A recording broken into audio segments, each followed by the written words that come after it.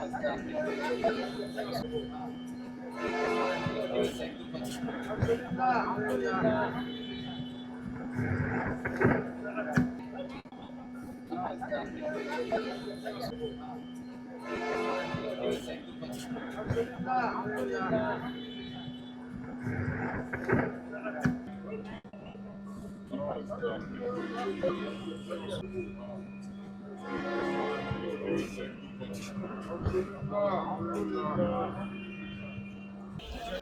বছর ইসলামী বইমেলা অত্যন্ত সার্থক ও সাফল্যমণ্ডিত হবে।